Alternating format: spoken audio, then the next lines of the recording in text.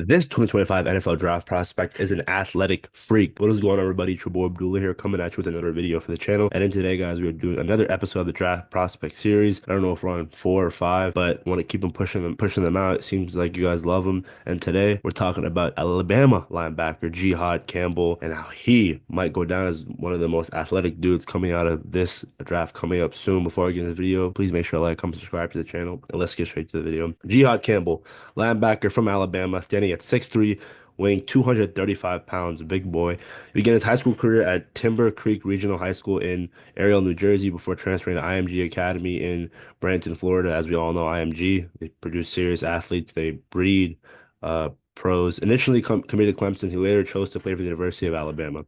Campbell's freshman year in 2022 saw limited action, recording one tackle. However, he emerged as a defensive force in 2024, amassing 117 tackles, fifth in the SEC, 11.5 tackles for loss, and 5 sacks.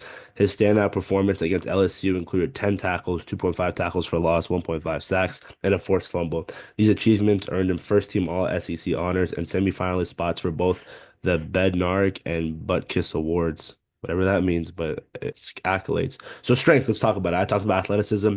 Campbell possesses notable speed and acceleration, enhancing his range in full run defense and pass coverage. Great. We love to hear that. Coverage skills. He demonstrates advanced instincts in zone coverage, effectively reading quarterbacks and closing passing lanes, and tackling. Known for his striking power and impressive wingspan, Campbell is a reliable tackler with a low missed tackle rate.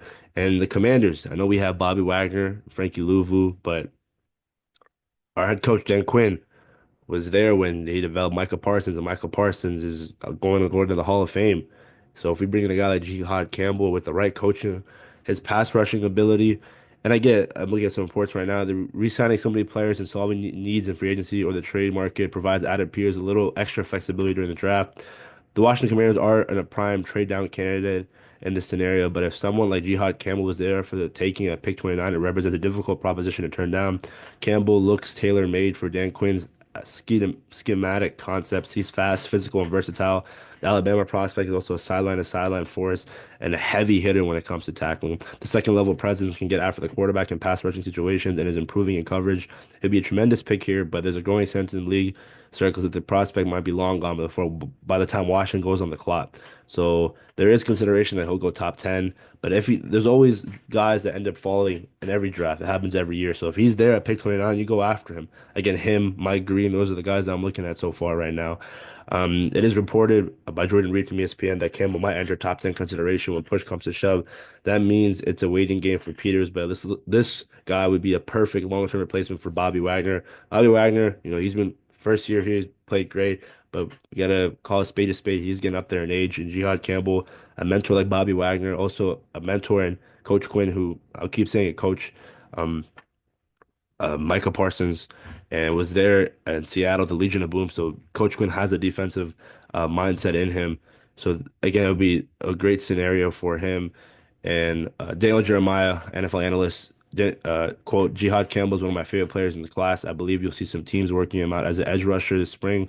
When he's allowed to rush, he flashes elite potential. And they talk about how, again, he coached Micah Parsons and how he changed um, his trajectory and everything. And as a hybrid linebacker, his technique needs to be redefined. This is exactly what Quinn and Witt are there for. Luckily, he shows off natural traits and abilities in an elite rusher to make the development entirely possible. His timing off the snap is nothing short of extraordinary. It gives Campbell an advantage over the opposing offensive line right off the bat. Combine his timing along with explosiveness and athleticism, and he can completely blow past linemen. Yeah, man, they're loving this dude, man. Uh, and it would be amazing to see if he'd be there at pick 29. But I guess we can talk about some of his weaknesses. Block shedding. He occasionally struggles against offensive linemen due to inconsistent hand usage, and he may be overpowered by stronger blockers. Run defense. Campbell can be prone to misreading plays, leading to positioning errors and susceptibility to misdirection. Pad level. His tendency to tackle with a high level pad level result in additional yards after contact for opposing ball carriers. Essentially, Campbell's versatility allows him to function as both an off-ball linebacker and an edge rusher. His athleticism and coverage abilities make him a valuable asset in today's NFL defenses. However, refining his block shedding techniques and improving play recognition will be crucial for his professional success. Projected as a late first, maybe potentially early second, due to the fact that there really isn't that much of a need for linebackers in today's NFL, at least as of right now. But I love Jihad Campbell. Again, SEC, he knows ball. SEC is one of the hardest, I'll say the hardest conference in college football. It's where they breed pros, Hall of Famers, all of the above. And Jihad Campbell, I mean, athletic beast. If we can get even close to a Michael Parsons 2.0 with the development, with him being under Coach Quinn and we got Bobby Wagner and some of the defensive mindsets that we have here in Washington. I don't see why not.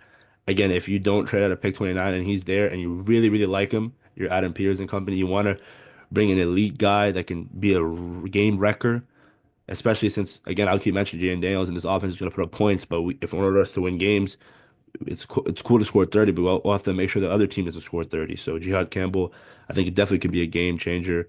And I get it, edge rusher, but if he comes in here as a linebacker and then fulfills the edge rusher position, what it fills two holes in one especially if we can um play in coverage and pass if pass rushing is even remotely close to a Micah Parsons-esque that transition will be interesting to see, but I love him, man. This dude is athletic freak, and I can't wait to see what he does in today's NFL, and I just hope he doesn't go to like one of the NFC East teams, because again the Eagles, they love playing mind games with Washington because they know Howie Roseman knows that Adam Peters and outside the Commanders and Detroit, those are the two teams that are threatening in the NFC. There are some other teams like Green Bay, but and Minnesota, but I think right now the Eagles are the team to beat. And if I'm Adam Peters, if Jihad Campbell is there and you don't want to trade back, I don't see why not. But let me know your guys' thoughts on this guy coming out of Alabama. Where do you think he's going to end up going?